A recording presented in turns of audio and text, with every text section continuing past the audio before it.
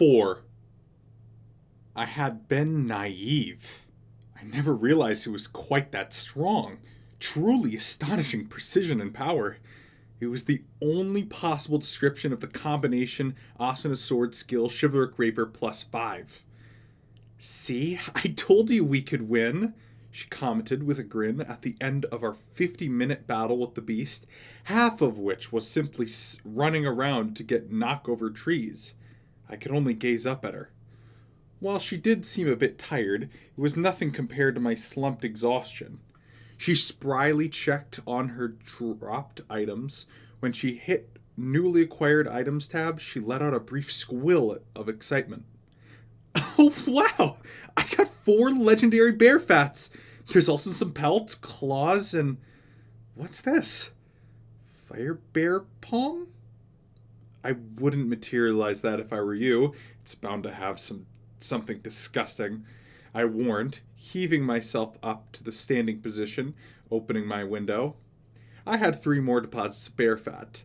That had to be enough for the quest. I also had fur and claws, though no paw. Better for worse. Instead, there was one fire bear's horn. That must have been one of the horns from the Magnetherium's forehead. With one last glance at the time, I closed my menu and yawned. It was past 11 at night, and though I'd gotten some sleep in the afternoon, I was now completely fatigued. Asuna, what? When we get back to town, are you going to report the quest immediately? Of course I am. Of course you are.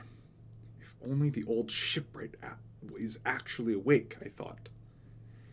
On the way back to town, we only had one enemy encounter, against a plant monster, gaudy Nepenthes.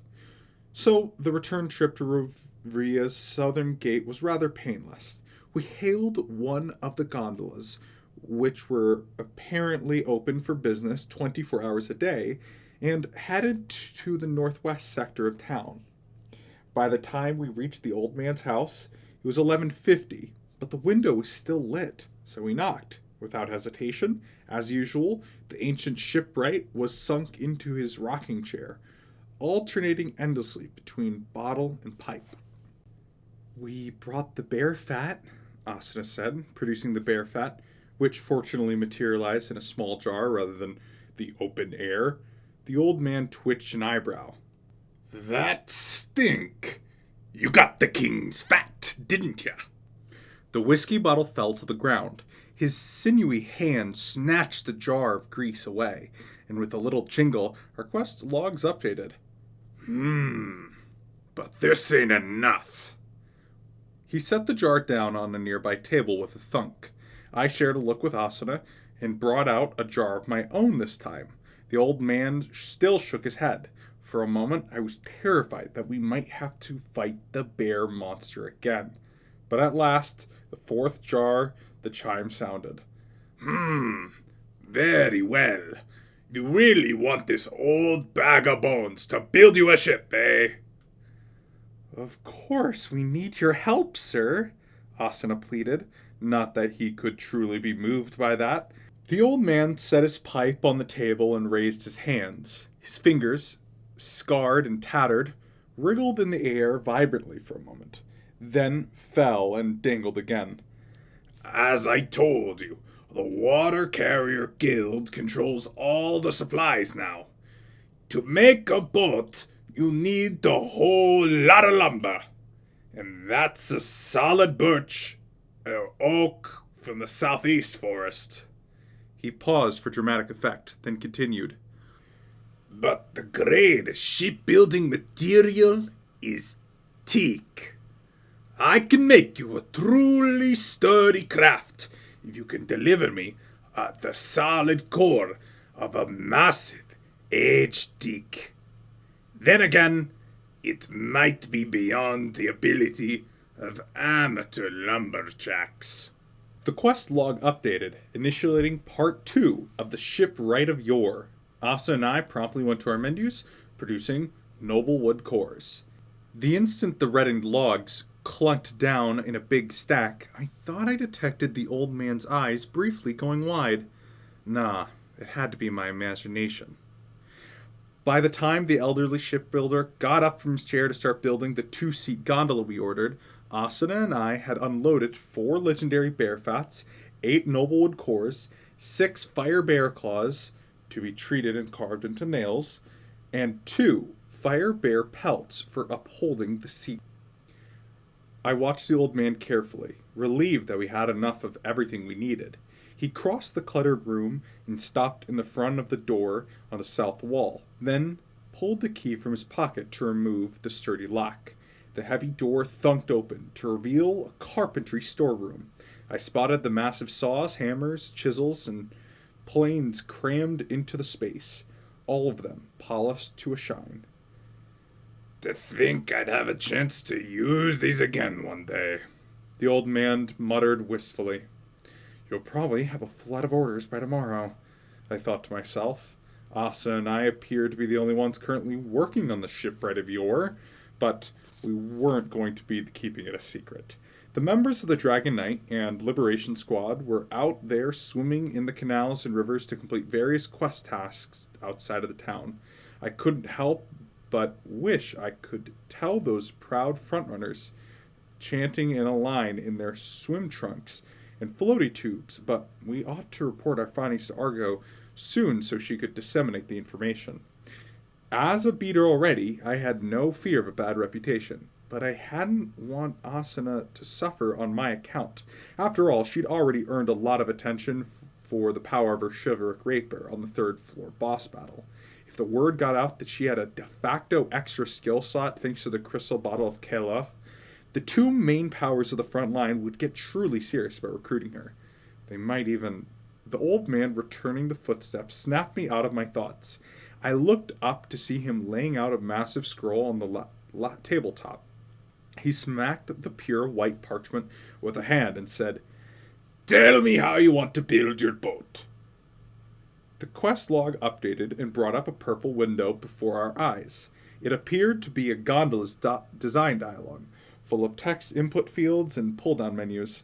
At the very top, my name and Asuna's were listed as the owner's field. The quest must have been designed to have shared ownership rights to the entire party.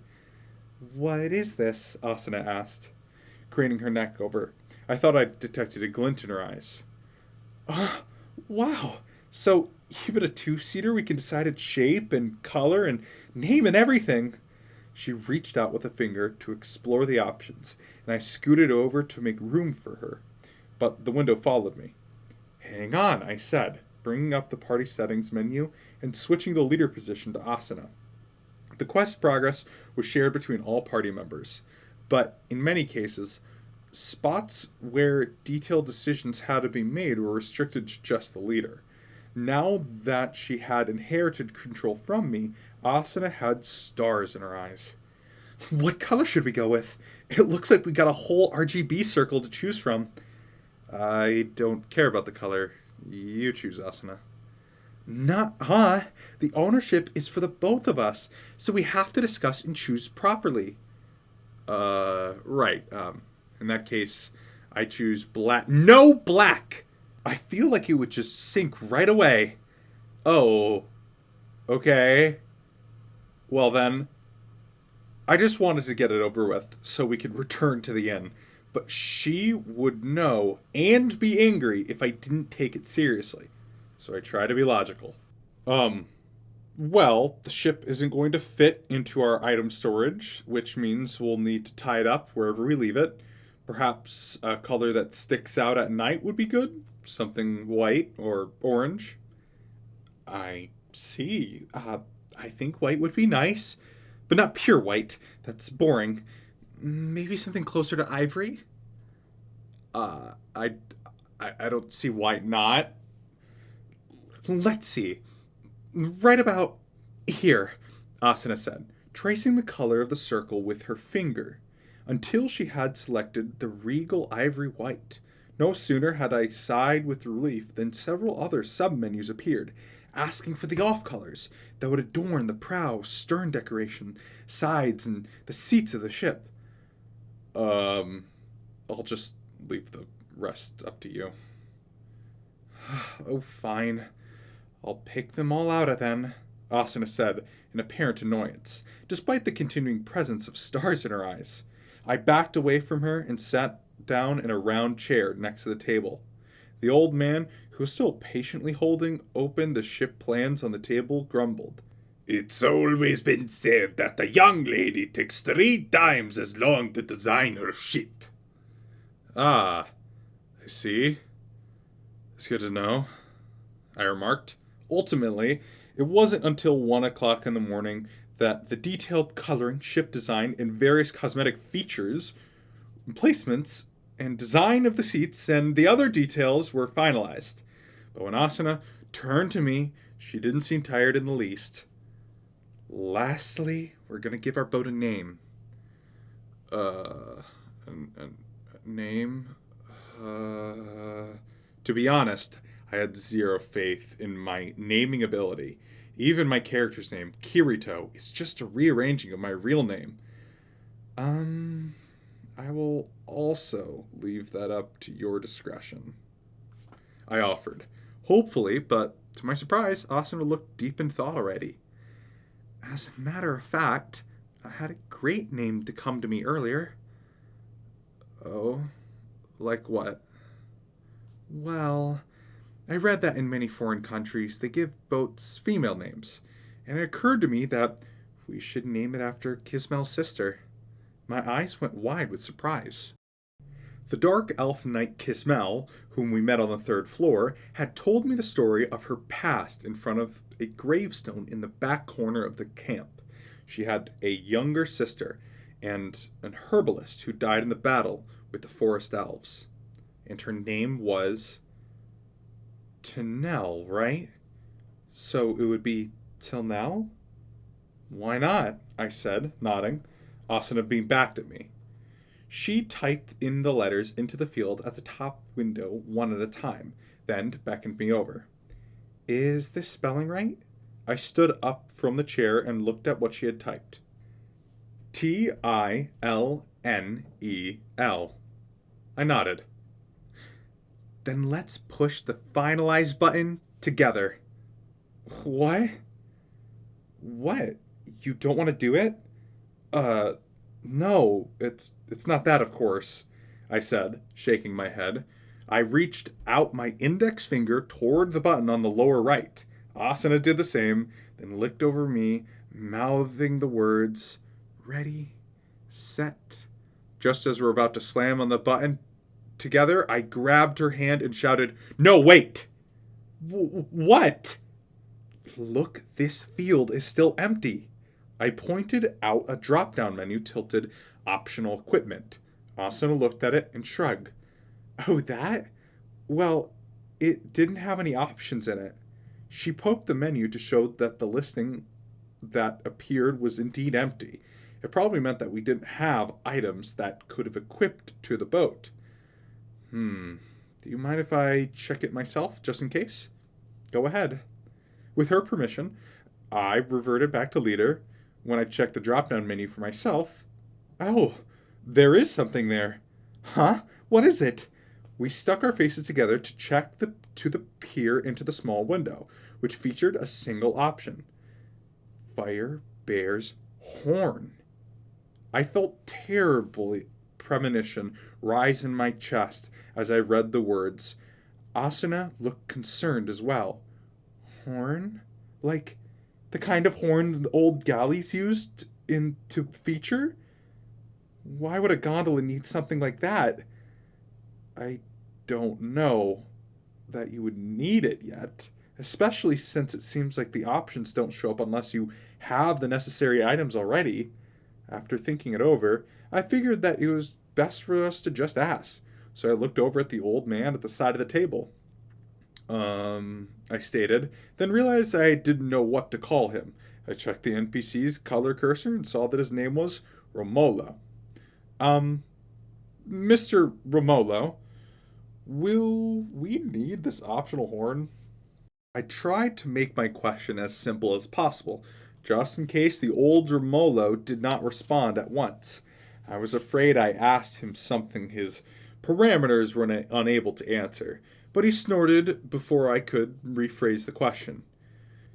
You won't need it if you're going to ride around Rovilla. But if you row out there, you might need it eventually. Meaning we might need it to fight monsters with the boat? Perhaps you will. Perhaps you won't, he said unhelpfully. He smacked the spread out parchment again. At any rate, this is your ship. It's your decision whether you attach a horn or not. My partner and I shared another look. Asuna spoke up first. You're the one who has the materials, Kirito, so I'll let you decide. Really? Well, you let me pick out pretty much everything else about the boat, so I'll let you have one thing at the end. It sounded snarky coming out of her lips, but there was real concern somewhere in her heart. Or at least I imagine there was. I'm not sure if I like the idea of putting a big ugly weapon on our gondola, but if would be worse if the ship got sunk because we didn't put it on it. Maybe it was the fate that we happened to get an exclusive bear horn drop. Let's do it. Okay, Asuna agreed.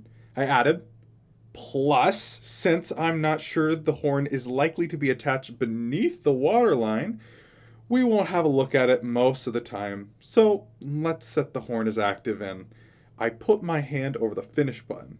We counted down again and actually pressed it this time.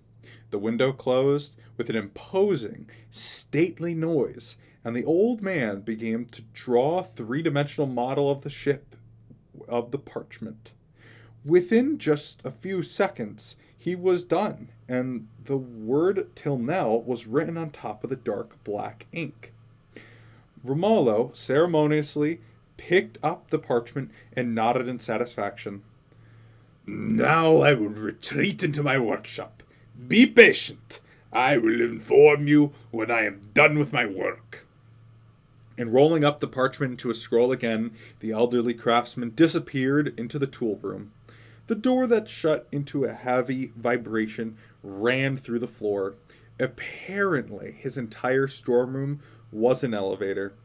I really wanted to see his workshop, but I didn't want to risk getting yelled at possibly ruining the quest. So I gave up on sneaking in and yawned instead. Man, this has been a long day. I wonder how long it takes to finish the boat, Asuna wondered impatiently. I grinned wryly.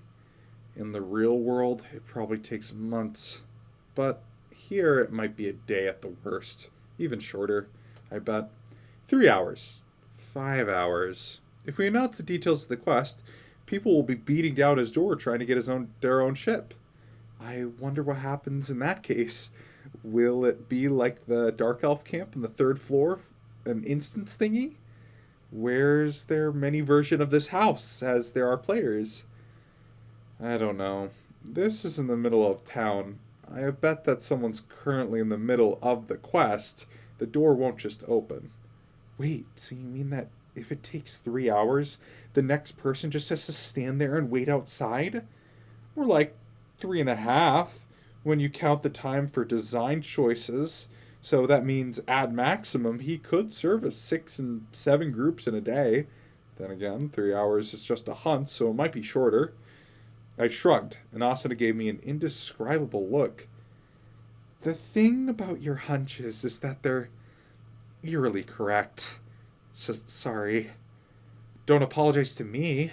Thanks to you, we got ours out of the way first. Well, let's trust that the 3 hours is right and make our way back to the inn. That's the problem. It just occurred to me while I was talking to you that if we leave this house, it might treat the ship as transaction as our own new quest. Meaning that if we find out it's ready and race over and another party's already in the progress with their own quest, we'll just have to wait outside the house until they're done? I think it's quite possible. I mean, if the door remains closed until the person comes back to get the completed ship and no one ever returns, it would mean no one can ever start the quest after you. I see. Asuna nodded slowly. She took a look around in the messy room. Which means we have no choice but to wait here until it's finished. Yup. I looked around as well and wondered where Mr. Romolo slept. But there was no bed, sofa, or blankets to be seen. The doors went to the entrance and the workshop, and I didn't see any secret doors. After a scan of the room, both of our sets of eyes eventually landed on a large rocking chair that Romolo had been sitting not too long. It was the only spot in the room that seemed to support any kind of sleep.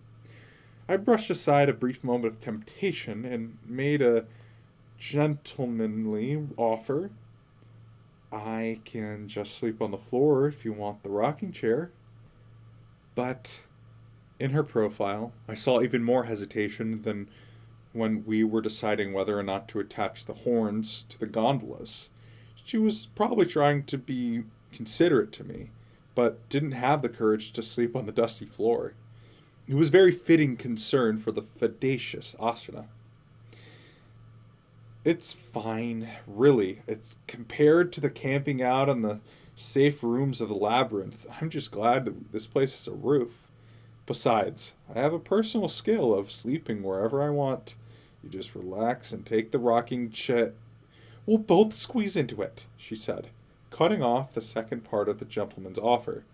It's a big rocking chair. If we turn sideways, the both of us can fit on it. Sideways? Wait, not that part. The two of us? My memory of the in-room in Zumfoot on the third floor was still fresh, where Asuna pitched an unidentified fruit directly into my head. She already had a powerful personal barrier to begin with, and now she was suggesting that we squeeze together in a cramped rocking chair. I couldn't decide to be thankful or decline, or to take her up on the offer. Eventually, she turned away in a huff, put her rapier into her item storage, then sat on the leather rocking chair and turned 90 degrees to face the outside. I'll go ahead and start getting some sleep. If you want to use the empty space, you're welcome to it, she announced, her back to me, then fell silent. After a full 2 minutes of standing still, I snuck over to the chair. I was curious to see if Asuna was actually sleeping or not, but that would require circling around her side, and that seemed like crossing a line. Inside, I put a hand to the bars of the backrest and pushed slightly. The chair rocked back and forth with a faint squeaking. Asuna did not move or react. At this point, I truly had no idea what to do. My mind was a blank as the chair continued to swing. When Asuna grunted and fell over in my direction. Her eyes were shut firmly. If I focused, I could hear the sound of her sleeping breath coming from her barely parted lips. She was definitely asleep now. It was a wonder to me that the fencer, who'd been so sensitive when I met her on the first floor, was now so bold. But then I changed my mind. At the time, she'd been telling me I had a choice whether to use the chair or not. The fatigue must have been beating her down. She only made that offer because she didn't want me to realize how close she was to sleep logout, though MMO term did not apply to Aincrad anymore. I couldn't blame her. In the morning, she'd left the inn and raced through the third floor labyrinth tower until we reached the floor boss. After the battle, we climbed to the fourth floor, floated down the river, and engaged in a mad chase with the shark-like tadpole thing. Had a brief rest in town before starting the shipbuilding quest, battling several monsters, and finishing it off against a giant fire-breathing bear as powerful as a boss on its own. She never once said a word about being tired, but she had to be exhausted enough to fall to pieces as soon as we got back to town. "Enjoy your rest," I whispered, and pulled the round stool from the table over towards the rocking chair.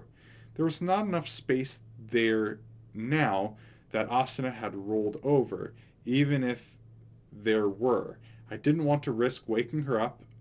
I put a hand on the backrest and rocked it gently again. A slight smile snuck into Asuna's childlike face in her sleep. Maybe she was dreaming of the finished Tilnell, sailing along the channel. I'd guess 3 hours for old Romola, but as I silently rocked the chair, I didn't mind if he took just a bit longer. The quest log buzzed into life at around 4:30 in the morning, when the darkness outside the window was showering the first signs of lightening.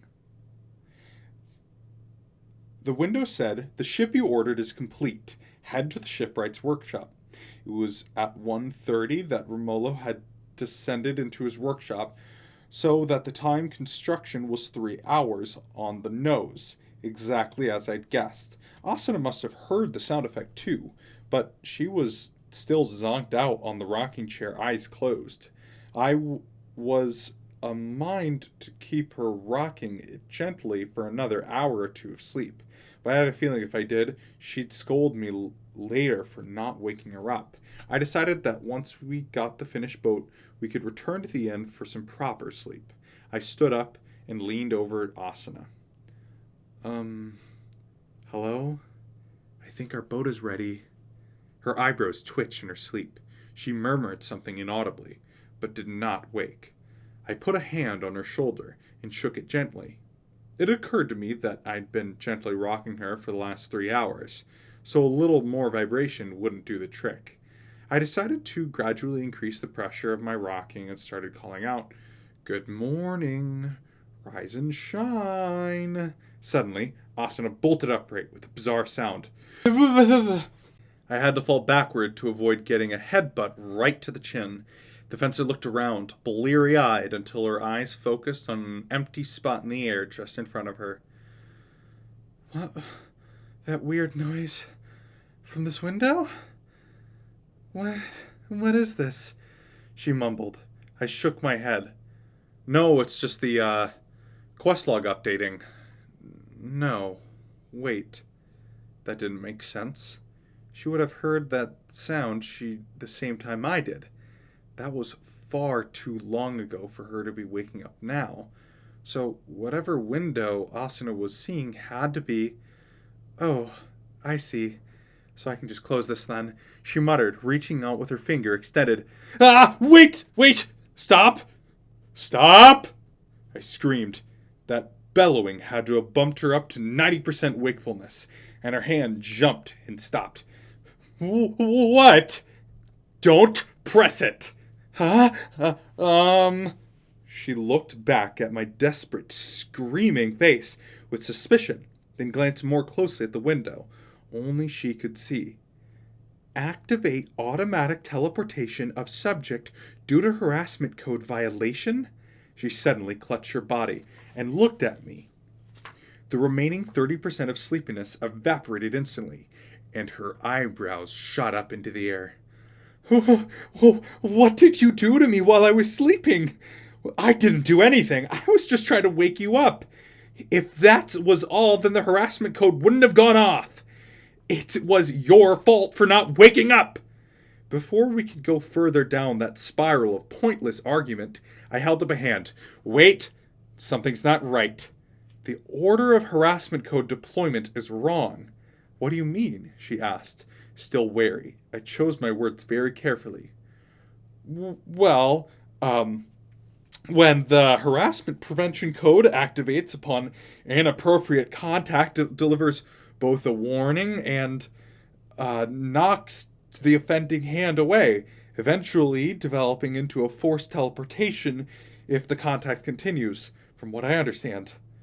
"Meaning that when you were touching me, you should have been getting warnings too?" But there weren't any. It didn't knock my hand away. So I just kept shaking you, trying to get you to wake up until you just leaped up like that." She was finally setting down a step below her stage of nervous caution.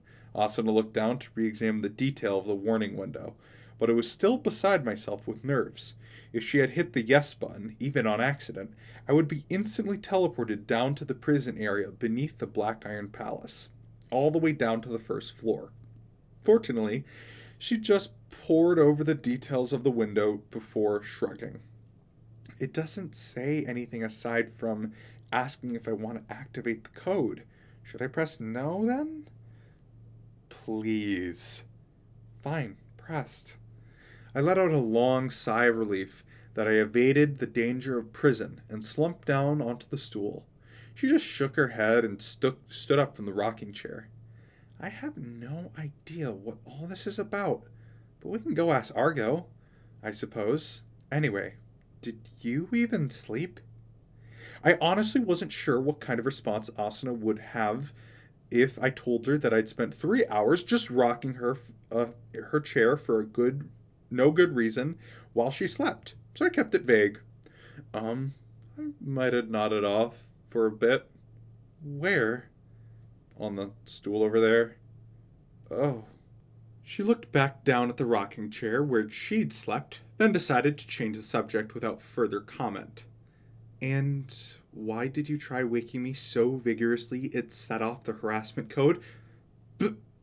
Because the boat is finished. She instantly glared at her quest log with ferocious concentration, and her face lit up. You should have said that earlier!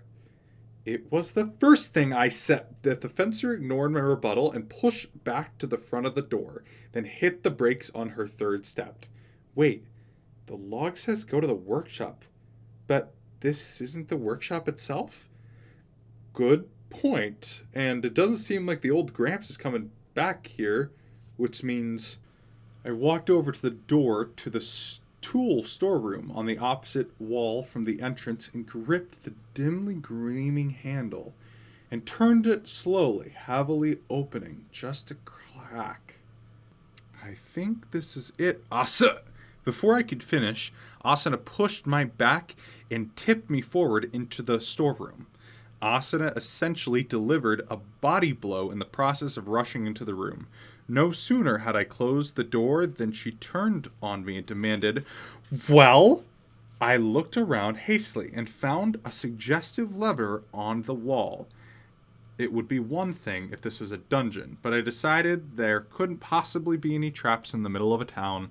It was safe to pull. The entire room rumbled to life and started descending. The storm was indeed a giant elevator leading under the ground workshop. But about 20 seconds, the rumbling stopped. Austin and I pried the door open impatiently. Oh, she marveled. I whistled. It was huge.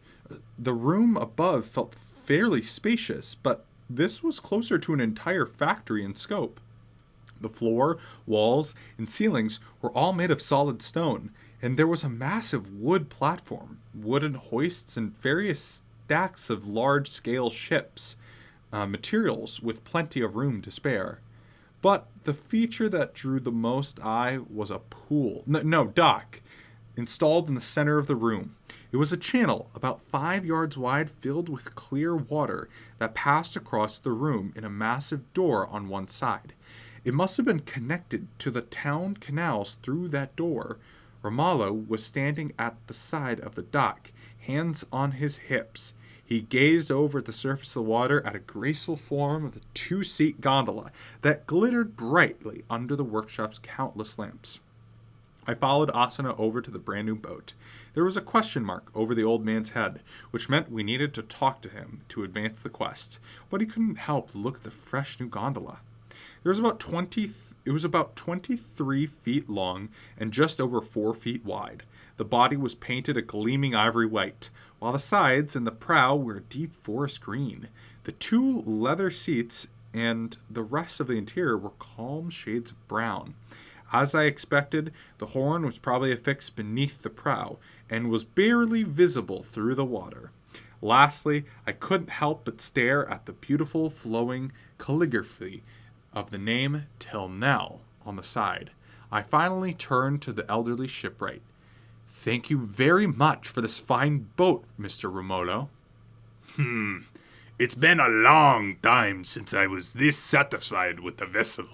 The old man muttered happily, scratching at his whiskers before suddenly adding, However, after driving this poor senior citizen into his workshop, you better not let it sink. We're not going to, Asuna cried. She looked like the blood was rushing to her head and those stars were back in her eyes. We went through hell to gather the supplies to create this boat. We'll treat her well, Grandpa. Thank you.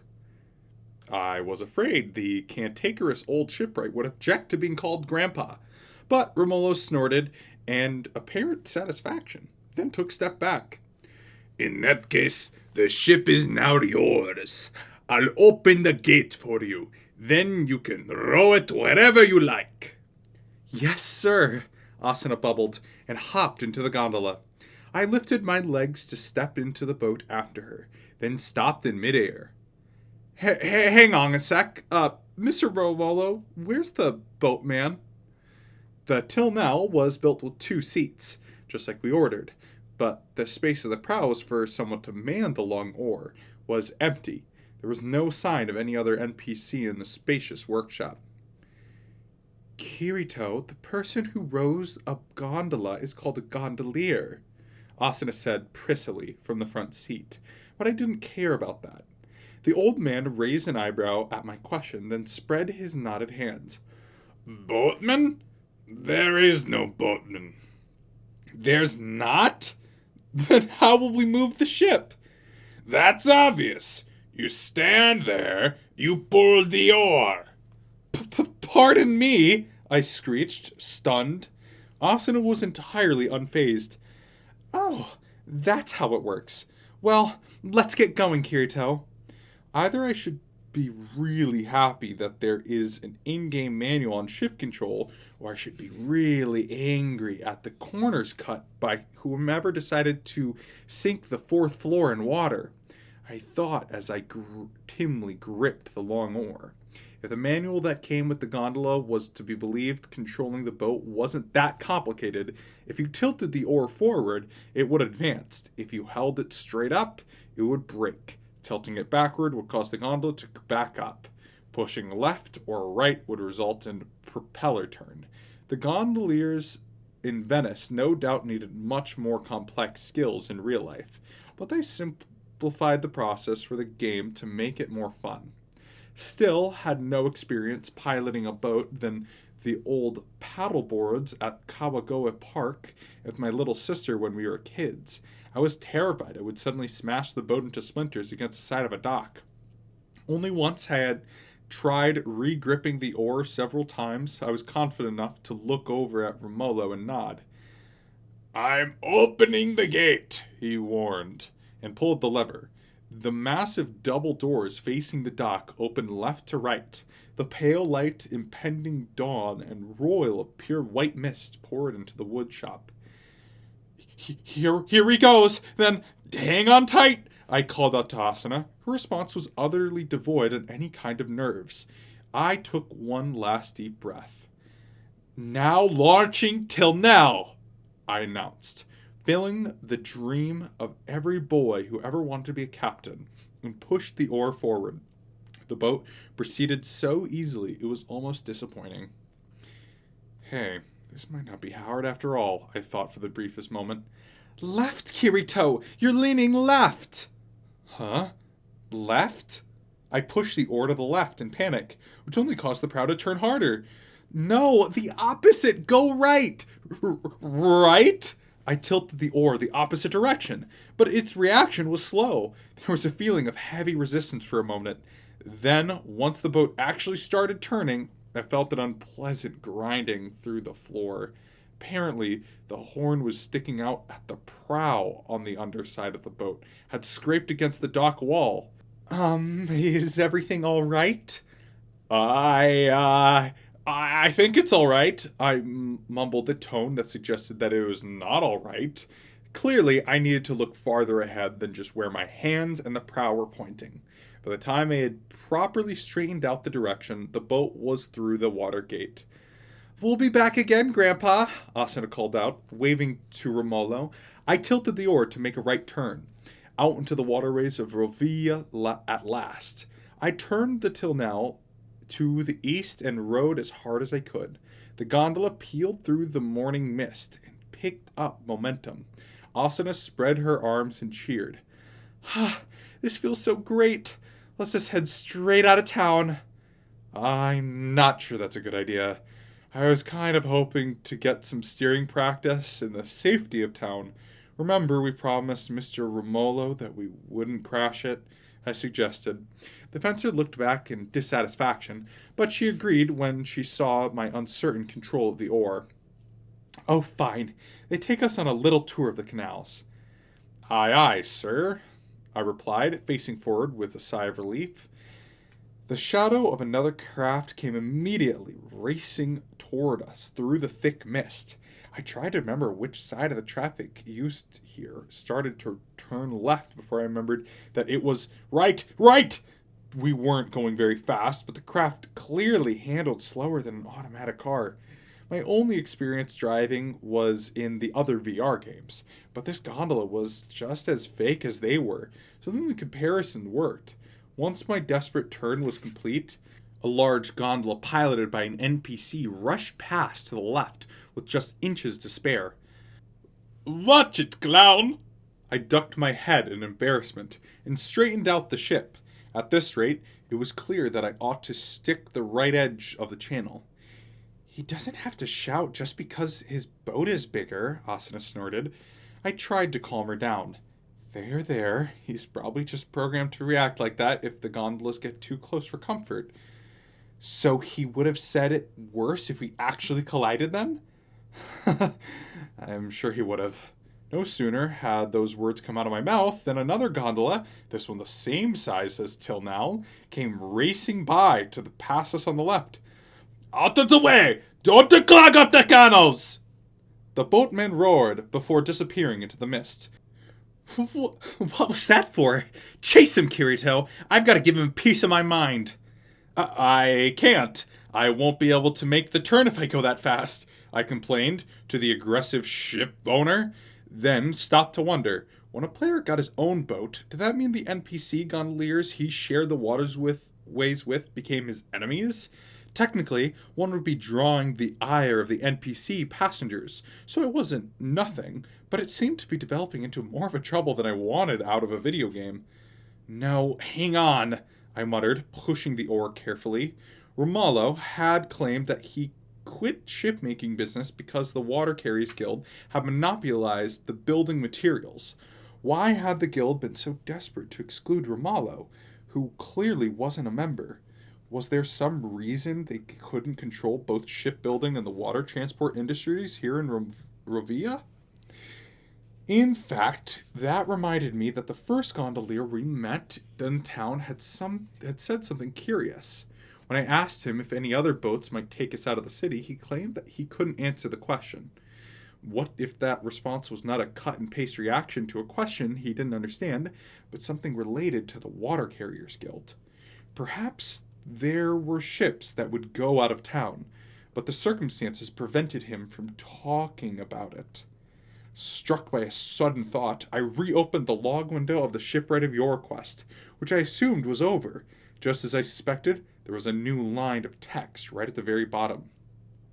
The boats from the Water Carrier Guilds are acting strange. Talk to the old craftsman again. Sorry, Asuna. We've got to go see Gramps again, I shouted, and slowed down the ship. She nearly pitched forward out of her seat and turned back with her eyes blazing. Her mouth closed when she saw my face, though. Once the stationary gondola had finished its 180-degree turn, I made full use of my strength stat to row us forward. 30 minutes later, the Tilnell was back in the waterways of Rovia. Asa and I faced each other, our heads tilted to the same curious angle. His story didn't really make sense. I agree, but the quest is still going. Asuna straightened her neck and yawned adorably. It was 5:40 in the morning, about the time that the nocturnal players would return to town and the early birds would be waking up. If anything, I was a night owl, but sleeping in the Dark Elf camp had fixed my schedule to being more of a morning person. I was dead exhausted. Once I had joined her yawning, my partner gave me a light-hearted scolding.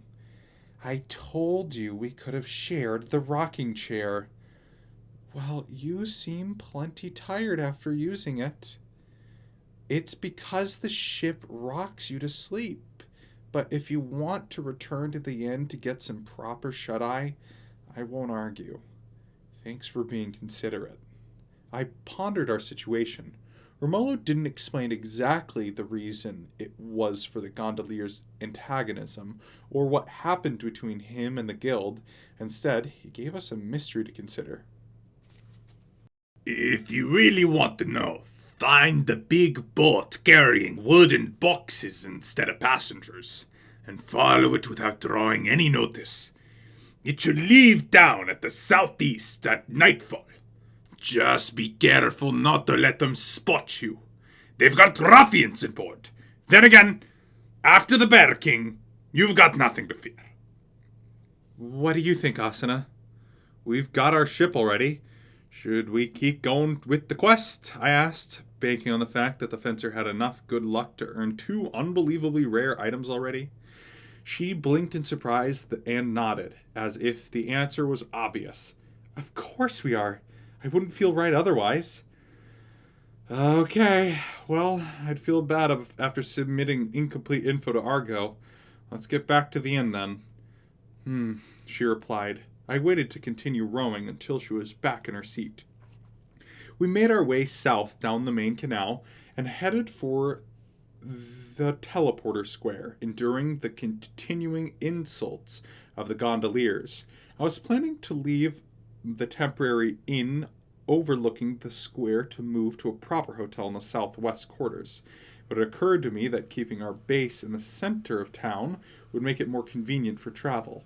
After several minutes of rowing, a massive stone wharf came into view. The NPC-run gondolas only docked at the south end at the center island, while the east and west-facing docks only featured a few little boats tied up. The western dock was straight ahead, so I eventually backed the gondola up to a pier with great difficulty. Asuna got up and offered a word of thanks for piloting, then seemed to have an idea. Hey, can't we put the Telnal in our inventory somehow? Do we have to leave it behind? According to the manual, we can fix the boat in place by dropping an anchor or tying a bit on the dock. Once it's affixed, only the owner can unlock the ship, it says. So I don't think we'll have to need to worry about it being stolen. I was hoping for a more confident answer, Asuna complained. She picked up a coiled rope sitting at the front of the gondola. Is this the rope we use? I think so. And is that the bit? She pointed at a fat, rounded post at the side of the pier. I think so. I'll do it then, she announced, and leapt onto the pier, placing the rope nose over the post. That was all it took. A game message appeared, letting me know that the Tilnell had been affixed to place. I set the oar and hopped over to the pier to enjoy a good long stretch. It had been a very long day. Despite a few breaks here and there, I'd essentially been active for a period of 24 hours following the third floor boss fight. But as I gazed at a beautiful ivory white forest green gondola, it seemed to me that the time had been well spent. It never occurred to me that I might have my own vehicle that I can control in Aincrad. Do you like the combination of white and green? I asked. Asuna looked down at her outfit. In terms of personal preference, I'd go for white and red. That made sense. Given her white tunic and dark red cape, I sent her a questioning look, but she put on a rare, gentle grin. The signs for safety or environmental are usually green cross with a white background, right? The colors just pop into my head once we decided to use the Tilnell's name for the boat.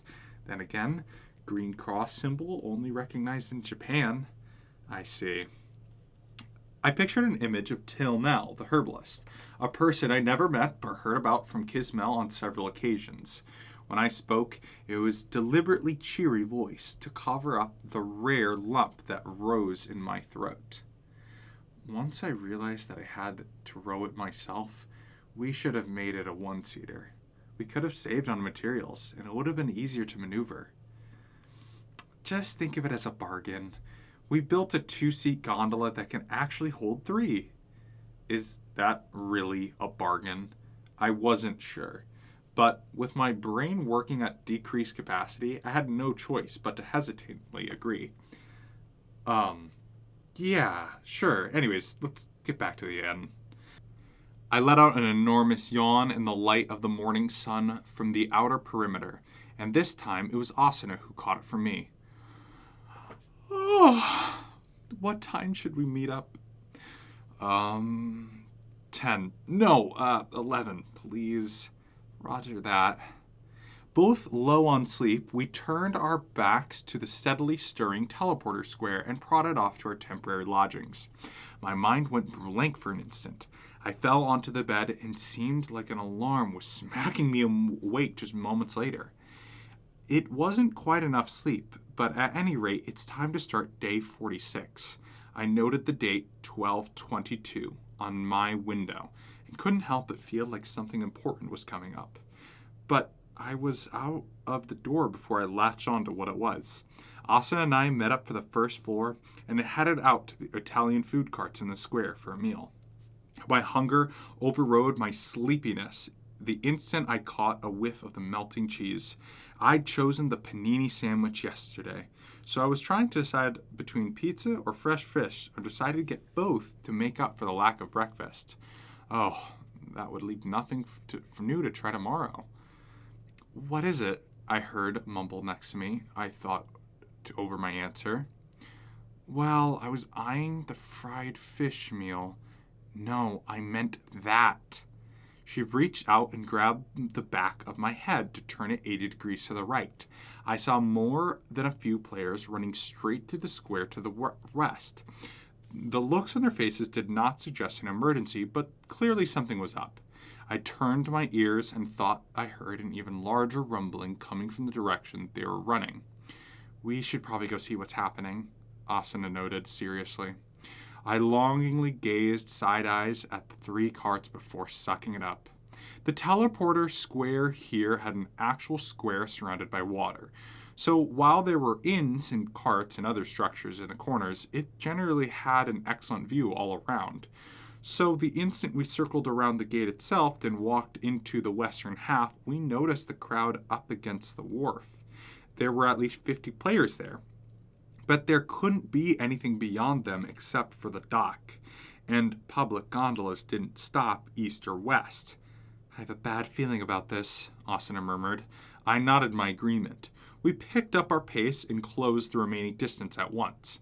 Upon slipping into the right edge of the crowd, we saw that our expectations were half correct and half completely wrong. The cause of the uproar appeared to be the brand new gondola moored on to one of the piers, the Tilnell. But what drew the attention of the onlookers was not the boat, but the 2 groups that were facing off at the start of the pier. Both seemed to be made of 6 members, the max for a single party. The party on the left side were entirely decked out in blue doublets. There was no mistaking the uniform of the Dragon Knights Brigade, but one of the elite guilds of the front line. Meanwhile, the party on the right was in moss green. Like the other team, the other one was well-known guilds of the game, the Einkrad Liberation Squad. As I watched in silence, a man with spiked chunks of hair, just like a morning star, at the head of the ALS stepped forward and growled. You still don't get how these things work around here, do ya? Listen, we found the ship first. That means we get the right to investigate it first. The target of his rage was a slender man at the center of the Dragon Knights, with long blue hair tied behind his head. Though his irritation was plain to see, he kept better composure than his cactus-headed man. You claim you found it first, but as the man in charge over there, you arrived 2 minutes later than I did. We've already started our investigation. Why don't you save your baseless complaints for another time? Baseless complaints? No, you stuffed that nonsense logic up your ass. You don't get the right to act all high and mighty when it was you who showed up my guard out of the way. We're inside the town. You know full well there's no way we could have forced your man to move. Those excuses are laughable. Neither of the 2 guild leaders showed the least sign of backing down. A voice with a perfect blend of apprehension and exhaustion sounded in my right ear. I don't even know what to say. I thought it over and offered her my best advice. In this situation, I think a simple ugh would suffice. Ugh. I glanced over at Asuna and decided to be a bit more constructive this time. Instead of just saying, ugh, perhaps we should come up with a plan. Here's plan A. We go to the back of the square, eat our lunch, sneak the ship away once they're all calmed down.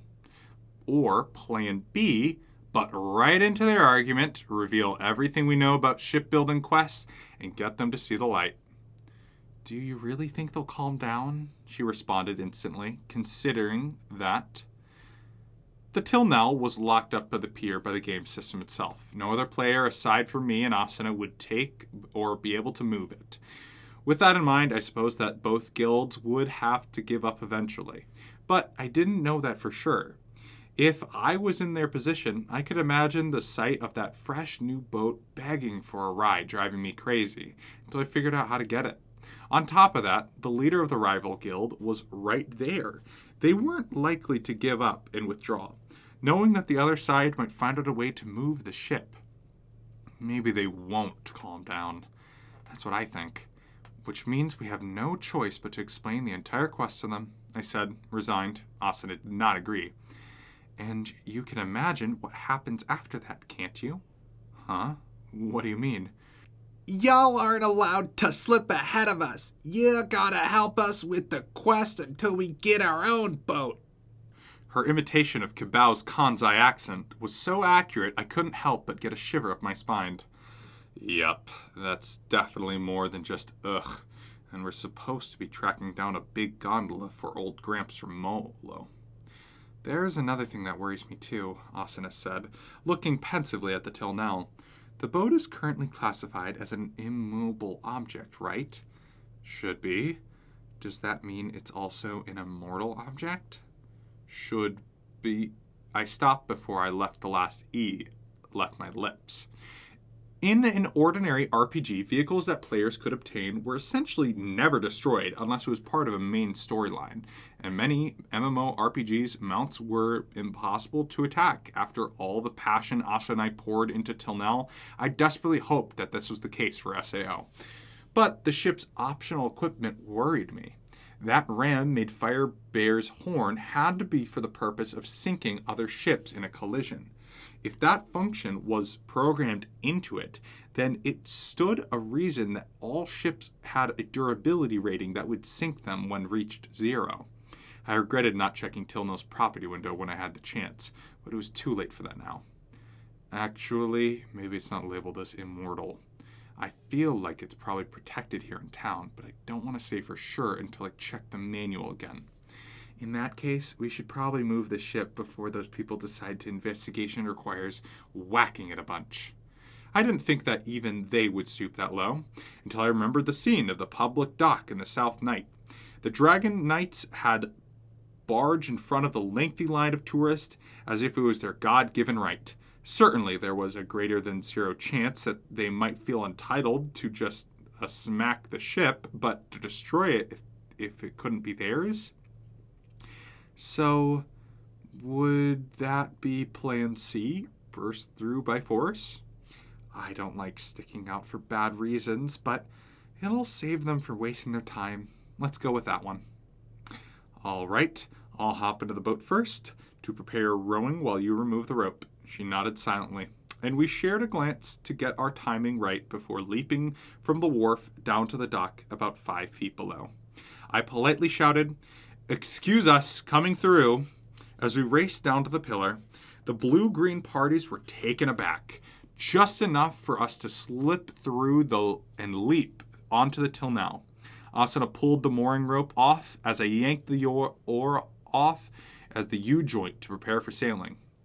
Upon seeing the previous immobile rope removed from the bit without issue, Kawahara, the leader of the Green Aincrad Liberation Squad, shouted angrily, but Asuna simply hopped into the gondola without looking back. The rope in her hand was automatically snapped into a coil at the front of the boat, and it promptly began rowing as hard as I could. The instant the till now left the dock, it was the leader of the Blue Dragon Knights, Lind, who spoke up. Hey, hi, you there? How did you get that? I finally turned back and shouted, the details on the shipbuilding quest will be in the next strategy guide. Just wait for that. No, you get back here, and not you two again, Cabal ranted, brandishing his fists. I cut a salute with my right hand, then raised our speed.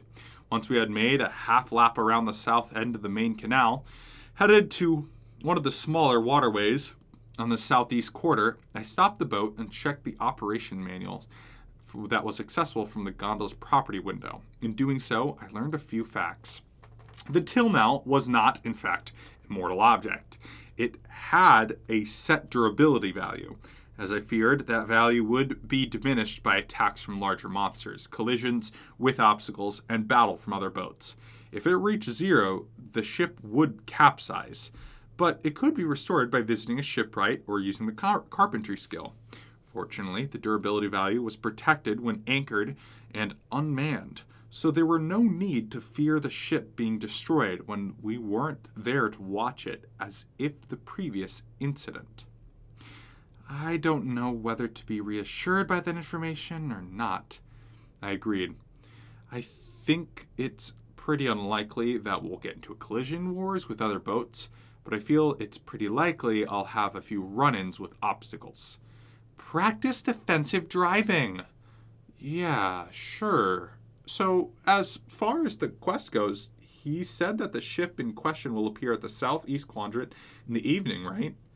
So, let's get something to eat for now, then meet up with Argo and give her the quest details. I was hoping to do that after we finished it for good, but I'm afraid that might happen to delay a little bit longer. Agreed. I was hoping to see them all swimming around in inner tubes, though. Yeah, me. I was hoping for one last ass. I stopped unnaturally the instant I realized the mistake I was about to commit. But the fencer's preternatural hearing, practically full mastery of the eavesdropping skill, kicked in as she turned to me with a smile. What was that? I was hoping for one last bite of asparagus, I finished lamely. Her smile went from lukewarm to below the freezing point. Why not have something like that for lunch, then? The southeast quarter of Rovia was a business district split up by countless canals. When we were using the guild's gondolas, I couldn't be both bothered to check each shop, knowing that every time we set foot on the solid ground, we'd have to pay a fee again. But now that we had our own, I was free to spend as much time browsing as I wanted. We could stop the boat, peer at the display wares the dock at the pier if we were interested in buying. The time simply flew by. Alcina was mostly drawn to the shops selling minor goods and accessories, which put thought into mind. Hey, what would you say about upgrading your armor? You've been using that breastplate since the second floor, right? Asuna pulled away from the display case of the item shop, her expression lost in thought. That's true, but I don't really want to increase that weight of my equipment. The ones with really high defense are also heavy. Well, there's nothing you can do about that, I admitted, then analyzed her outfit from top to bottom. The only metal item she wore was the thin breastplate. Her gloves and boots and skirt were all made of leather. I had no issue with the philosophy of keeping the weight down so she could focus on evading rather than defending. But it was scary to consider that might happen if she got paralyzed, stunned, or fell. Plus, wimpy monsters whose patterns could be recognized were one thing, but the third floor had taught me that not only did you have to deal with a boss monster with shifting patterns, but even more terrifying prospect of foes whose actions couldn't be predicted. I brushed my chest lightly, remembering the feeling of a critical hit axe combo, double cleave. Take this for what it's worth, coming from a guy who wears nothing but leather and cloth. If you have light metal armor skill, why not make it a use of the metal part? You'll find that just switching your gloves or boots, studded or plate armor, will make a big difference. Studded? Meaning it has studs stuck to it? She asked. Now it was my turn to be confused. Studs? You mean like the punk fashion spiky things? Neither of us seemed to be following the other's point. She pursed her lips. I don't really understand. Can I see the real thing in a store before I decide? Of course. Now that I think of the recommended shop for the 4th floor was, even soaked in water as it is now, the layout of town was the same as it was before. So I consulted my beta memory banks pointing to the southeast. That's the way I think. There's a nice little restaurant tucked away there. We can eat after we shop. Though I'd never paid much attention to the English term before, I found out the name studded armor did indeed come from metal studs hammered into the armor, and they didn't necessarily need to be spiked. So that's why they call it studded leather. Man, it's been hard to say. I grumbled. Meanwhile, Asana's voice came drifting over at about 20% faster than her usual speaking pace. Kirito, have you decided what you'll eat? I was thinking about a crab gratin, but it's hard to pass up on the steamed clams. Want to order both of us share them? The reason for her excitement was probably a new set of armor. Her breastplate had been upgraded from bronze to studded steel make, while still keeping the weight low. Her leather skirt was now plated leather, which meant that her flat sheet plates had been sewn into sides. Her gloves and boots were now studded, which were soothing and rounded, not spiked. So it didn't make her look imposing. While the tunic she wore beneath the armor and the red hood were still the same as before. But it was clearly a biggest one-time gear upgrade she'd ever had, and it was kind of adorable how she'd occasionally look at herself over and chuckle with satisfaction. Listen, if you don't want the steamed clams, then order something. I'm starving over here. Sorry, that'll do fine. Then I'll put my order in. I'll just pick out something to drink. Once Asana had finished giving the NPC waitress her food and drink order, she looked back down at her breastplate and traced the subtle plant design. Her voice was finally back to normal. As a matter of fact, I've always disliked the really armory armor. Oh, why's that? It's heavy and bulky, and I always felt like wearing serious armor meant giving in and finally being a true resident of this world in body and spirit. What? But by that logic, your weapon would... I paused briefly. Oh, does that mean you chose your rapier because you had fencing experience in real life? Asana grimaced and shook her head. No, not at all. But there was a similar thin sword above the mantelpiece in my home growing up. When I was a kid, I took it down and swung it around. Boy, did I get in trouble for that. At very first thought, that sprung into my mind. What a mantelpiece. But I only motioned for her to go on with my eyes. So, because of that, maybe I did think the rapier had some kind of connection to my real self. Something that just barely within the realm of acceptability, which is hilarious to consider at this point. True to her word, she giggled. I asked, then why the breastplate? Did you have one of those at home too? No way. This was a compromise between my stubbornness and weaknesses. I didn't want to wear a big honking suit of armor, but I was too scared to go out of town in just clothing. Before I met you, I lost a lot of HP from kobold attacks at First Labyrinth Tower, so it was probably a good thing that I got armor after all. No kidding, I murmured, letting out a long, slow breath. In this world, weakness and cowardice are practically virtues. You can never have a large enough safety margin. I don't want to hear that from someone with lighter armor than me, she said, annoyed. I had no defense. My only metal armor was ultra-thin protection that couldn't even be called plate armor, and the shoulder guards on my coat.